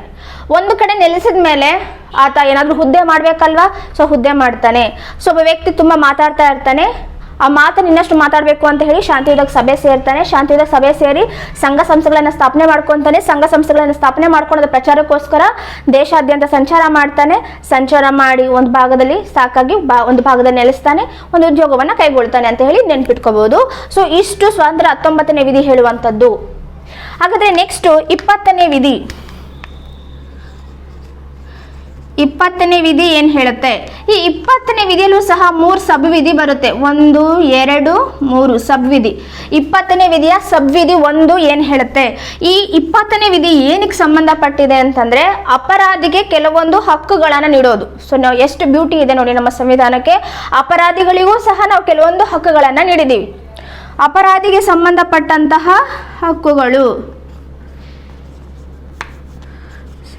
ಸಂಬಂಧಪಟ್ಟ ಹಕ್ಕುಗಳು ಏನು ಹೇಳುತ್ತೆ? 21ನೇ ವಿಧಿಯ ಒಂದು ಸಬ್ವಿಧಿ ಏನು ಹೇಳುತ್ತೆ ಅಂತಂದರೆ ಒಬ್ಬ ಅಪರಾಧವನ್ನು ಎಸಗಿದಂಥ ಸಂದರ್ಭದಲ್ಲಿ ಆತನನ್ನು ಆರೋಪಿ ಅಂತಲೇ ಕರಿಬೇಕು. ಅಪರಾಧ ಸಾಬೀತಾಗುವವರೆಗೂ ಸಹ ಆತನನ್ನು ಆರೋಪಿ ಅಂತಲೇ ಕರಿಬೇಕಾಗತ್ತೆ. ಅದ್ರ ಜೊತೆಗೆ ಆ ಕ್ಷಣದಲ್ಲಿ ಆ ಒಂದು ಅವಧಿಯಲ್ಲಿ ಆ ಒಂದು ಅಪರಾಧಕ್ಕೆ ಏನು ಶಿಕ್ಷೆ ಇದೆಯೋ ಅದೇ ಶಿಕ್ಷೆ ನೀಡಬೇಕು. ಏನು ಹೇಳುತ್ತೆ? ಫಸ್ಟ್ ಒನ್, ಅಪರಾಧ ಸಾಬೀತಾಗುವವರೆಗೂ ಅಪರಾಧಿ ಎಂದು ಹೇಳಬಾರದು ಮತ್ತು ಆ ಅವಧಿಯಲ್ಲಿ ಚಾಲ್ತಿಯಲ್ಲಿರುವ ಶಿಕ್ಷೆಯನ್ನೇ ಆ ಪರ್ಟಿಕ್ಯುಲರ್ ಅಪರಾಧಕ್ಕೆ ನೀಡಬೇಕಾಗತ್ತೆ. ಸೆಕೆಂಡ್ ಒನ್ ಏನಂತಂದರೆ ಒಂದು ಅಪರಾಧಕ್ಕೆ ಒಂದೇ ಶಿಕ್ಷೆ, ಒಂದು ಸಲ ಶಿಕ್ಷೆ ನೀಡಿದ ನಂತರ ಬಿಟ್ಬಿಡಬೇಕು, ಮತ್ತೆ ಅಷ್ಟು ಶಿಕ್ಷೆಗಳನ್ನು ನೀಡುವಂತಿಲ್ಲ. ಒಂದು ಅಪರಾಧಕ್ಕೆ ಒಂದೇ ಬಾರಿ ಶಿಕ್ಷೆ ನೀಡುವಂಥದ್ದು. ಮೂರನೇ ವಿಧಿ ಏನು ಹೇಳುತ್ತೆ ಅಂತಂದರೆ ಅಪರಾಧಿಗೆ ಅಥವಾ ಆರೋಪಿಗೆ ತನ್ನ ವಿರುದ್ಧ ತಾನೇ ಸಾಕ್ಷಿ ಹೇಳುವಂತೆ ಒತ್ತಾಯಿಸುವಂತಿಲ್ಲ. ಸೊ ನೋಡಿ, 19ನೇ ವಿಧಿ 6 ಸಬ್ವಿಧಿಗಳನ್ನು ಒಳಗೊಂಡಿದ್ರೆ 20ನೇ ವಿಧಿ 3 ಸಬ್ವಿಧಿಗಳನ್ನು ಒಳಗೊಂಡಿದೆ, ನೆನ್ಪಿಟ್ಕೋಬೇಕು. 21ನೇ ವಿಧಿ ಸ್ವಾತಂತ್ರ್ಯದ ಹಕ್ಕನ್ನ 21ನೇ ವಿಧಿ ಏನು ಹೇಳುತ್ತೆ ಅಂತಂದ್ರೆ ಜೀವ ಮತ್ತು ವೈಯಕ್ತಿಕ ಸ್ವಾತಂತ್ರ್ಯವನ್ನು ಕಾಪಾಡಬೇಕು. ಅಂದ್ರೆ ಯಾವುದೇ ವ್ಯಕ್ತಿಯ ಜೀವವನ್ನಾಗಲಿ ಅಥವಾ ಆತನ ವೈಯಕ್ತಿಕ ಸ್ವಾತಂತ್ರ್ಯವನ್ನಾಗಲಿ ಯಾರು ಸಹ ಕಸಿದುಕೊಳ್ಳಬಾರದು ಅಂತ ಹೇಳಿ ವ್ಯಕ್ತಿಯ ಜೀವಕ್ಕೆ ಒಂದು ವ್ಯಕ್ತಿಯ ಜೀವಕ್ಕೆ ರಕ್ಷಣೆ ಕೊಡುವಂತಹ ವಿಧಿ 21ನೇ ವಿಧಿ ಆಗಿರುತ್ತೆ. ಸೊ ಅದಾದ್ಮೇಲೆ 21A ವಿಧಿ ಅಂತ ಒಂದು ಬರುತ್ತೆ. ಸೊ ವೆರಿ ಇಂಪಾರ್ಟೆಂಟ್ ನೋಡಿ, 21ನೇ ವಿಧಿ ಆಯ್ತಲ್ವಾ, ಜೀವ ಮತ್ತು ವೈಯಕ್ತಿಕ ಸ್ವಾತಂತ್ರ್ಯವನ್ನ ಕಾಪಾಡುವಂತ ಹಕ್ಕು. 21A ಇದು ಶಿಕ್ಷಣದ ಹಕ್ಕನ್ನ ಹೇಳುತ್ತೆ. 21A ಶಿಕ್ಷಣದ ಹಕ್ಕು. ಯಾವಾಗ ಮಾಡಿದ್ರು ಇದನ್ನ ಅಂತಂದ್ರೆ 68ನೇ ತಿದ್ದುಪಡಿಯ ಮೂಲಕ 68ನೇ ತಿದ್ದುಪಡಿಯ ಮೂಲಕ 2002ರಲ್ಲಿ ಈ ಒಂದು 21ಕ್ಕೆ 21A ಸಬ್ ಇದನ್ನ ಹಕ್ಕನ್ನ ಸೇರಿಸ್ತಾರೆ, ಶಿಕ್ಷಣದ ಹಕ್ಕು. ಇದರ ಪ್ರಕಾರ 6ರಿಂದ 14 ವರ್ಷ ಒಳಗಿನ ಮಕ್ಕಳಿಗೆ ಉಚಿತ ಮತ್ತು ಕಡ್ಡಾಯ ಶಿಕ್ಷಣವನ್ನ ನೀಡಬೇಕು ಅಂತ ಹೇಳಿ, ಉಚಿತ ಮತ್ತು ಕಡ್ಡಾಯ ಶಿಕ್ಷಣವನ್ನ ನೀಡಬೇಕು ಅಂತ ಹೇಳಿ ಹಕ್ಕನ್ನಾಗಿ ಮಾಡಿದ್ದಾರೆ. ತುಂಬಾ ಎಕ್ಸಾಮ್ಸ್ ಅಲ್ಲಿ ಕೇಳ್ತಾರೆ, ಕನ್ಫ್ಯೂಸ್ ಮಾಡಬೇಕು ಅಂತ ಹೇಳಿ. ಉಚಿತ ಮತ್ತು ಕಡ್ಡಾಯ ಶಿಕ್ಷಣವನ್ನ ಈ ಕೆಳಗಿನ ಯಾವ ವಯಸ್ಸಿನ ಮಕ್ಕಳಿಗೆ ಕಡ್ಡಾಯ ಮಾಡಲಾಗಿದೆ ಅಂತ ಹೇಳಿ 5ರಿಂದ 12, 5ರಿಂದ 14, 4ರಿಂದ 14, 6ರಿಂದ 14 ಅಂತ ಕೊಡ್ತಾರೆ. ಸೊ ನಮಗೆ ಕ್ಲಾರಿಟಿ ಇರಬೇಕು, 6ರಿಂದ 14 ವರ್ಷದ ಒಳಗಿನ ಮಕ್ಕಳಿಗೆ ಉಚಿತ ಮತ್ತು ಕಡ್ಡಾಯ ಶಿಕ್ಷಣವನ್ನ 21A ಶಿಕ್ಷಣದ ಹಕ್ಕು ನಮಗೆ ನೀಡ್ತಾ ಇದೆ. ಆಫ್ಟರ್ ದ್ಯಾಟ್ 22ನೇ ಹಕ್ಕು. ಈ 22ನೇ ಹಕ್ಕು ಏನ್ ಮಾಡುತ್ತೆ ಅಂದ್ರೆ ದಸ್ತಗಿರಿ ಮತ್ತು ಸ್ಥಾನಬದ್ಧತೆಯ ಹಕ್ಕು. ದಸ್ತಗಿರಿ ಮತ್ತು ಸ್ಥಾನಬದ್ಧತೆಯ ಹಕ್ಕು ಅಂತಂದ್ರೆ ಅರೆಸ್ಟ್ ಮಾಡೋಕ್ಕಿಂತ ಮುಂಚೆ ಅರೆಸ್ಟ್ ಮಾಡುವಂತ ಸಂದರ್ಭದಲ್ಲಿ ಯಾವೆಲ್ಲ ಹಕ್ಕುಗಳಿದೆ, ಆತನನ್ನ ಯಾವ ರೀತಿ ವರ್ತಿಸ್ಕೋಬೇಕು ಮತ್ತು ದಸ್ತಗಿರಿ ಸಂಬಂಧಪಟ್ಟಂತೆ ಯಾವ ರೀತಿ ಅವರನ್ನ ಬಂಧನದಲ್ಲಿ ಇಡಬೇಕು ಅನ್ನೋದಕ್ಕೆ ಸಂಬಂಧಪಟ್ಟಂತೆ 22ನೇ ವಿಧಿ ಹೇಳುತ್ತೆ. ವೆರಿ ಸಿಂಪಲ್, ದಸ್ತಗಿರಿ ಮತ್ತು ಸ್ಥಾನಬದ್ಧತೆಯ ಹಕ್ಕು. ಕಾಫಿ ಪೋಸ ಅಂತ ಒಂದು ಆಕ್ಟ್ ಬರುತ್ತೆ, ಟಾಡಾ ಅಂತ ಹೇಳಿ ಒಂದು ಆಕ್ಟ್ ಬರುತ್ತೆ. ಇವೆಲ್ಲವೂ ಆಕ್ಟ್ಗಳು ಏನಂತ ಅಂದ್ರೆ ಒಬ್ಬ ವ್ಯಕ್ತಿ ಅಪರಾಧ ಎದುರಿಸ ಕಾಫಿ ಪೋಸದಲ್ಲಿ ಅಧಿಕ ಒಂದು ಅಪರಾಧ ಎಸಗಿದ ಸಂದರ್ಭದಲ್ಲಿ ಎಷ್ಟು ದಿನ ಬಂಧನದಲ್ಲಿ ಇಡಬಹುದು, ಟಾಡಾದಲ್ಲಿ ಅಪರಾಧಿ ಅಂತ ಸಂದರ್ಭದಲ್ಲಿ ಎಷ್ಟು ದಿನ ಬಂಧನದಲ್ಲಿ ಇಡಬಹುದು ಅಂತ ಹೇಳಿ ಬಂಧನಕ್ಕೆ ಸಂಬಂಧಪಟ್ಟಂತೆ ಕೆಲವೊಂದು ಹಕ್ಕುಗಳನ್ನ ಇಲ್ಲಿ ಕೊಟ್ಟಿದ್ದಾರೆ, ದಸ್ತಗಿರಿ ಮತ್ತು ಸ್ಥಾನಬದ್ಧತೆಯ ಹಕ್ಕು. ನೆಕ್ಸ್ಟ್ ಹಕ್ಕು ಬಂದು ಶುದ್ಧದ ಹಕ್ಕು. ಶೋಷಣೆಯ ವಿರುದ್ಧದ ಹಕ್ಕು. ಈ ಹಕ್ಕು 23 ಮತ್ತು 24ನೇ ವಿಧಿಗಳು ವಿವರಿಸುತ್ತದೆ. ಶೋಷಣೆ ವಿರುದ್ಧದ ಹಕ್ಕನ್ನ 23 ಮತ್ತು 24ನೇ ವಿಧಿಗಳು ವಿವರಿಸುತ್ತದೆ. 23ನೇ ವಿಧಿ ಏನ್ ಹೇಳುತ್ತೆ ಅಂತಂದ್ರೆ ಮಾನವ ಮಾರಾಟವನ್ನ ನಿಷೇಧ ಮಾಡುತ್ತೆ. ಮಾನವ ಮಾರಾಟ ಅಂದ್ರೆ ಗುಲಾಮಗಿರಿ ಮತ್ತು ಇನ್ನಿತರ ಹೆಣ್ಣು ಮಕ್ಕಳನ್ನ ಮಾರಾಟ ಮಾಡುವಂಥದ್ದು, ಇದನ್ನ ಏನ್ ಮಾಡುತ್ತೆ ಅಂತಂದ್ರೆ ನಿಷೇಧ, ಮಾನವ ಮಾರಾಟ ನಿಷೇಧ ಮತ್ತು ಬಲವಂತದ ದುಡಿಮೆ ನಿಷೇಧ. ಬಲವಂತದ ದುಡಿಮೆ ನಿಷೇಧ 23ನೇ ವಿಧಿ. ಸೊ ಇಲ್ಲಿ ನಿಮಗೆ ಕೇಳಬಹುದು 23ನೇ ವಿಧಿಯಲ್ಲಿ ಬಲವಂತದ ದುಡಿಮೆ ನಿಷೇಧ ಎಲ್ಲಿ ಬಂತು, ಊಳಿಗೆ ಮಾನ್ಯ ಪದ್ಧತಿ ಅಂತ ಹೇಳಿ ಬರ್ತಿದ್ವಲ್ಲ, ಅವೆಲ್ಲವನ್ನ ಏನ್ ಮಾಡುತ್ತೆ ಅಂದ್ರೆ 23ನೇ ವಿಧಿ ತೆಗೆದು ಹಾಕಲಾಗಿದೆ. ಜೀತ ಪದ್ಧತಿ, ಸೊ ವೆರಿ ಕ್ರೂಯಲ್ ಪದ್ಧತಿ ಅಂತ ಹೇಳ್ಬೋದು. ಸೊ ಯಾವುದೋ ಒಬ್ಬ ರೈತ ಬೇರೆಯವ್ರ ಹತ್ರ ಸಾಲ ಮಾಡಿದಾಗ ಅವ್ರ ಮನೆಯಲ್ಲಿ ಫ್ರೀ ಆಗಿ ದುಡಿಯುವಂಥದ್ದು ಜೀತ ಪದ್ಧತಿ ಅಲ್ವಾ, ಆ ಎಲ್ಲ ಪದ್ಧತಿಗಳನ್ನ 23ನೇ ವಿಧಿ ತೆಗೆದು ಹಾಕುತ್ತೆ. ಮಾನವ ಮಾರಾಟ ನಿಷೇಧ ಮತ್ತು ಬಲವಂತದ ದುಡಿಮೆ ನಿಷೇಧವನ್ನ 23ನೇ ವಿಧಿ ಮಾಡುತ್ತೆ. ಅದ್ರ ಪ್ರಕಾರ ಯಾರಾದ್ರೂ ಮಾಡಿದ್ರು ಅಂತಂದ್ರೆ ಅವ್ರ ಮೇಲೆ ಕೇಸ್ ಆಗುತ್ತೆ. ನೆಕ್ಸ್ಟ್ 24ನೇ ವಿಧಿ ಬಾಲ ಕಾರ್ಮಿಕ ಪದ್ಧತಿ ನಿಷೇಧ. ಬಾಲ ಕಾರ್ಮಿಕ ಪದ್ಧತಿ ನಿಷೇಧ 14 ವರ್ಷದ ಒಳಗಿನ ಮಕ್ಕಳನ್ನ ನಾವೆಂತ ಕರಿತೀವಿ, ಬಾಲ ಕಾರ್ಮಿಕರು ಅಂತ ಹೇಳಿ ಕರಿತೀವಿ. 14 ವರ್ಷದ ಒಳಗಿನ ಮಕ್ಕಳನ್ನ ನಾವೇನೋ ದುಡಿಸ್ಕೊಳ್ಳೋದಕ್ಕೆ ಪ್ರಯತ್ನ ಪಟ್ವಿ ಅಂತ ಅಂದ್ರೆ ಸೊ ಅದು ಸಹ ಅಫೆನ್ಸ್ ಆಗುತ್ತೆ.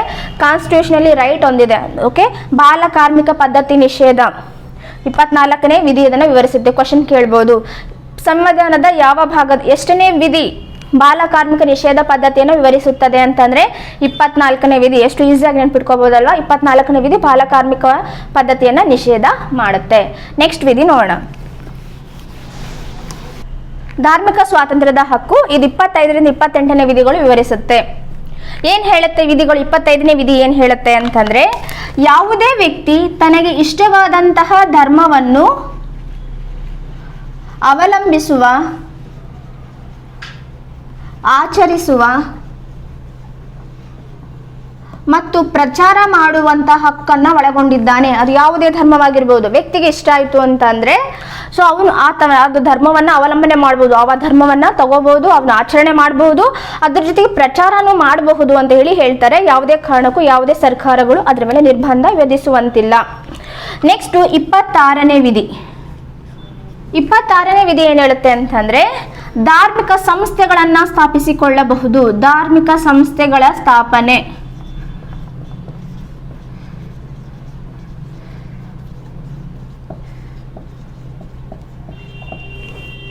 ಧಾರ್ಮಿಕ ಸಂಸ್ಥೆಗಳ ಸ್ಥಾಪನೆಗೆ ಅವಕಾಶವನ್ನ ಇದು ನೀಡಿದೆ. ಯಾವುದೇ ಧರ್ಮದವರು ತಮ್ಮ ಧರ್ಮದ ಪ್ರಚಾರಕ್ಕಾಗಿ ಧಾರ್ಮಿಕ ಸಂಸ್ಥೆಗಳನ್ನ ಅವರು ಸ್ಥಾಪನೆ ಮಾಡ್ಕೋಬಹುದು.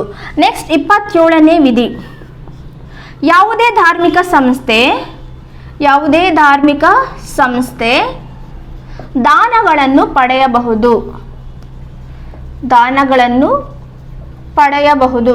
ಸೊ ವೈಯಕ್ತಿಕ ಜನರಿಂದ ಅಥವಾ ಯಾವುದೇ ಸಂಸ್ಥೆಗಳಿಂದ ಏನ್ ಮಾಡ್ಬೋದು, ಧಾರ್ಮಿಕ ಸಂಸ್ಥೆಗಳು ದಾನಗಳನ್ನು ಪಡೆಯುವಂತ ಹಕ್ಕನ್ನ ಅವರು ಪಡ್ಕೊಂಡಿದ್ದಾರೆ. ನೆಕ್ಸ್ಟ್ 28ನೇ ವಿಧಿ, ಶೈಕ್ಷಣಿಕ ಸಂಸ್ಥೆಗಳಲ್ಲಿ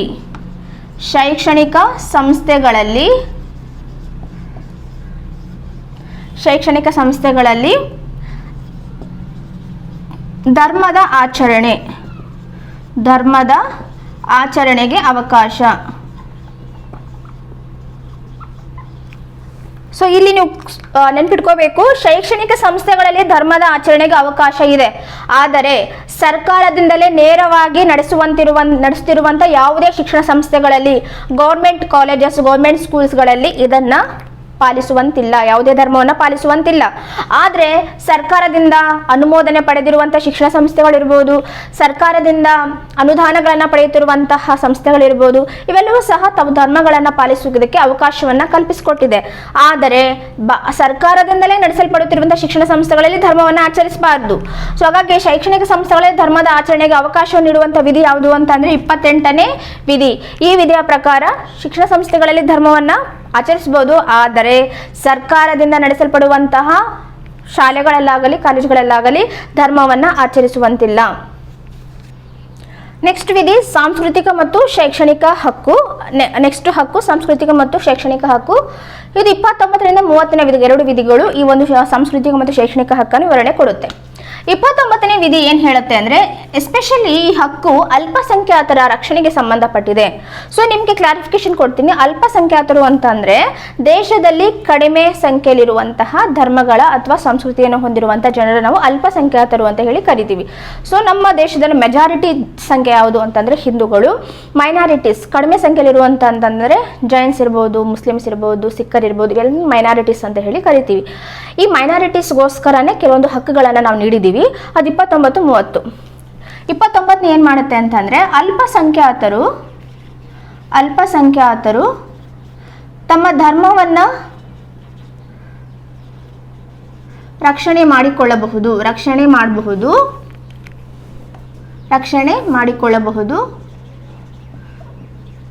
ಅದ್ರ ಜೊತೆಗೆ ತಮ್ಮ ಸಂಸ್ಕೃತಿಯನ್ನು ರಕ್ಷಣೆ ಮಾಡಿಕೊಳ್ಳಬಹುದು, ತಮ್ಮ ಸಂಸ್ಕೃತಿಯನ್ನು ಆಚರಣೆ ಮಾಡಬಹುದು. ಸಂಸ್ಕೃತಿ ಅಂದ್ರೆ ಒಂದೊಂದು ಮೈನಾರಿಟೀಸ್ದು ಒಂದೊಂದು ಸಂಸ್ಕೃತಿ ಇರುತ್ತೆ, ಆ ಸಂಸ್ಕೃತಿಗಳನ್ನು ಅವರು ರಕ್ಷಣೆ ಮಾಡ್ಕೋಬಹುದು, ಆಚರಣೆ ಮಾಡುವಂತ ಅವಕಾಶವನ್ನ ಅದು ಕಲ್ಪಿಸಿಕೊಟ್ಟಿದೆ. ನೆಕ್ಸ್ಟ್ 30ನೇ ವಿಧಿ. 30ನೇ ವಿಧಿ ಏನ್ ಮಾಡುತ್ತೆ ಅಂತಂದ್ರೆ, ಅಲ್ಪಸಂಖ್ಯಾತರು ಶೈಕ್ಷಣಿಕ ಸಂಸ್ಥೆಗಳನ್ನು ರಚನೆ ಮಾಡಿಕೊಳ್ಳಬಹುದು. ಸೊ ಈ ಒಂದು 30ನೇ ವಿಧಿ ಬಗ್ಗೆ ಕೇಳಿದರೆ ಕ್ವಶನ್, ಅಲ್ಪಸಂಖ್ಯಾತರು ಶೈಕ್ಷಣಿಕ ಸಂಸ್ಥೆಗಳನ್ನು ರಚನೆ ಮಾಡಿಕೊಳ್ಳುವುದರ ಬಗ್ಗೆ ಯಾವ ವಿಧಿ ಎಕ್ಸ್ಪ್ಲೇನ್ ಮಾಡುತ್ತೆ ಅಂತಂದ್ರೆ 30ನೇ ವಿಧಿ. ಸೊ ಇಷ್ಟು ನಮ್ಮ ಸಂಸ್ಕೃತಿ ಮತ್ತು ಶೈಕ್ಷಣಿಕ ಹಕ್ಕಿಗೆ ಸಂಬಂಧಪಟ್ಟಂತ ವಿಧಿಗಳು. ಆಫ್ಟರ್ ದ್ಯಾಟ್ 6ನೇ ವಿಧಿ ಆಸ್ತಿಯ ಹಕ್ಕು. ಇದನ್ನ 31ನೇ ವಿಧಿ ವಿವರಿಸುತ್ತೆ. ಆದರೆ ಪ್ರಸ್ತುತ ಈ ವಿಧಿಯನ್ನ ತೆಗೆದುಹಾಕಲಾಗಿದೆ. ಯಾವಾಗ ತೆಗೆದು ಹಾಕಿದ್ರು ಅಂತಂದ್ರೆ 44ನೇ ತಿದ್ದುಪಡಿಯ ಮೂಲಕ ಜನತಾ ಸರ್ಕಾರ 1978ರಲ್ಲಿ ಇದನ್ನ ತೆಗೆದು ಹಾಕಲಾಗಿದೆ. ನಿಮ್ಗೆ ಅವಾಗಲೇ ಸ್ವಾತಂತ್ರ್ಯದ ಹಕ್ಕಿನಲ್ಲಿ 19F ವಿಧಿ ತೆಗೆದು ಹಾಕಿದ್ವಲ್ಲ, ಸೊ ಅದು ಇದು ಆಸ್ತಿಯ ಹಕ್ಕು ಇಲ್ಲಿ ತೆಗೆದು ಹಾಕಿದ್ರಿಂದ ಅಲ್ಲಿ ಹೋಯಿತು ಅಂತಾನೆ ಹೇಳ್ಬೋದು. ನೆಕ್ಸ್ಟ್ ಒನ್ ಸಂವಿಧಾನಬದ್ಧ ಪರಿಹಾರದ ಹಕ್ಕು. 32ನೇ ವಿಧಿ. ಈ ವಿಧಿಯ ಬಗ್ಗೆ ತುಂಬಾ ಸಲ ಕ್ವಶನ್ ಕೇಳಿದ್ದಾರೆ.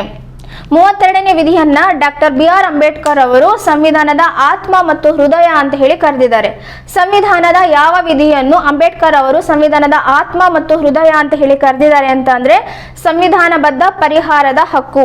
ಇಲ್ಲಿವರೆಗೂ ಏನು ಹಕ್ಕುಗಳನ್ನ ನಾವು ನೋಡಿದೀವೋ, 6 ಹಕ್ಕುಗಳನ್ನ ನೋಡಿದೀವೋ, ಆ ಎಲ್ಲಾ ಹಕ್ಕುಗಳಿಗೂ ರಕ್ಷಣೆಯನ್ನು ನೀಡುವಂತಹ ವಿಧಿ ಯಾವುದಾದ್ರೂ ಇದೆ ಅಂತಂದ್ರೆ ಅದು ಸಂವಿಧಾನ ಬದ್ಧ ಪರಿಹಾರದ ಹಕ್ಕು.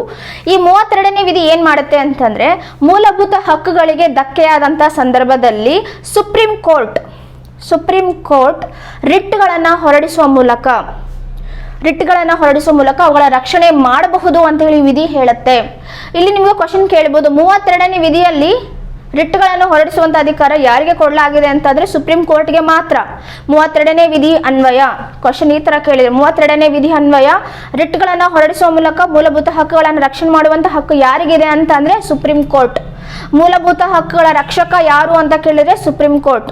ಸೊ ಇಲ್ಲಿ ನಿಮಗೆ ಕನ್ಫ್ಯೂಸ್ ಆಗೋದು ಬೇಡ. ಈ ವಿಧಿಗಳಲ್ಲಿ ಅಂದ್ರೆ 32ನೇ ವಿಧಿ ಅನ್ವಯ ರಿಟ್ಗಳನ್ನು ಹೊರಡಿಸಿದ 5 ರಿಟ್ಗಳಿದೆ. ಆ ರಿಟ್ಗಳನ್ನ ನೆಕ್ಸ್ಟ್ ಕ್ಲಾಸಲ್ಲಿ ನೋಡೋಣ ನಾವು. ಈ ರಿಟ್ಗಳನ್ನ ಹೊರಡಿಸುವ ಮೂಲಕ ಮೂಲಭೂತ ಹಕ್ಕುಗಳಿಗೆ ಏನಾದರೂ ಧಕ್ಕೆ ಆದಂತಹ ಸಂದರ್ಭದಲ್ಲಿ ಸುಪ್ರೀಂ ಕೋರ್ಟ್ ಅವುಗಳನ್ನು ಪರಿಹರಿಸಬಹುದು. ಸೊ ಇದು ಸಂವಿಧಾನಬದ್ಧ ಪರಿಹಾರದ ಹಕ್ಕು. ನಮ್ಮ ಹಕ್ಕುಗಳಲ್ಲಿ ಯಾವುದೇ ಹಕ್ಕಿಗೆ ಧಕ್ಕೆ ಆದಂತಹ ಸಂದರ್ಭದಲ್ಲಿ ನಾವು ಡೈರೆಕ್ಟ್ ಸುಪ್ರೀಂ ಕೋರ್ಟ್ಗೆ ಹೋಗಿ ನಮ್ಮ ಈ ತರ ಹಕ್ಕಿಗೆ ಧಕ್ಕೆಯಾಗಿದೆ ಅಂತ ಹೇಳಿ ಹೇಳುವ ಮೂಲಕ ನಮ್ಮ ಸಮಸ್ಯೆಗಳನ್ನು ಬಗೆಹರಿಸಿಕೊಳ್ಬಹುದು. ಸೊ ನಾಟ್ ಹೈಕೋರ್ಟ್ ಈ ತರ ಹೋಗಿಲ್ಲ ಅಂತಂದ್ರೆ ಡೈರೆಕ್ಟ್ ನಾವು ಸುಪ್ರೀಂ ಕೋರ್ಟ್ ಅನ್ನು ಅಪ್ರೋಚ್ ಆಗಬಹುದು. So that's the power of ಮೂಲಭೂತ ಹಕ್ಕುಗಳು ಸಂಬಂಧಪಟ್ಟಂತೆ. ಮೂಲಭೂತ ಹಕ್ಕುಗಳ ರಕ್ಷಕ ಅಂತ ಯಾರನ್ನ ಕರೀತಾರೆ ಅಂತಂದ್ರೆ ಸುಪ್ರೀಂ ಕೋರ್ಟ್. ಸೊ ಇಷ್ಟು ನಮ್ಮ ಇವತ್ತಿನ ಮೂಲಭೂತ ಹಕ್ಕುಗಳಿಗೆ ಸಂಬಂಧಪಟ್ಟಂತಹ ಕ್ಲಾಸ್. ಸೊ ಮುಂದೆ ನಾವು ಸಂವಿಧಾನ ಕ್ಲಾಸ್ಗಳನ್ನ ನೋಡ್ತೀರಾ.